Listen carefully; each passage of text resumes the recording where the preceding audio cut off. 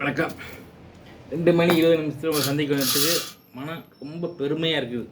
பெருசாக தடவைலாம் வலி கொடுக்குது என்னன்னு தெரியல. ஏதோ பிரச்சனை, கிட்னி பிரச்சனை உருவாகுதா என்னன்னு தெரியல.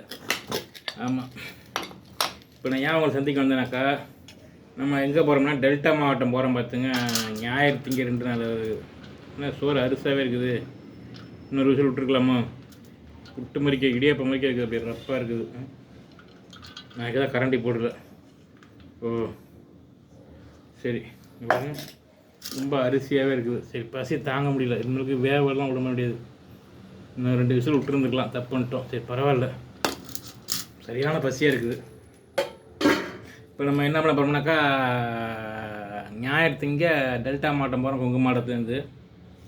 அங்கே நமக்கு தாஜ்மஹால் உங்களுக்கு நான் லைவ் வருவேன், சரியா?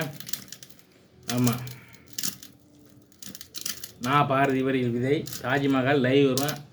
டைமிங் மட்டும் உங்களுக்கு பிற்பாடு இப்போ நான் சொல்லிடுறேன், இன்றைக்கி நாளைக்கு சொல்லிடுறேன். தொண்டை அடைக்குது, அப்படியே அரிசாக இருக்குது. சரி, திங்க 6 மணிக்கு வந்துடலாம். முடிஞ்சால் ஞாயிற்றுக்கிழமை வருவேன்.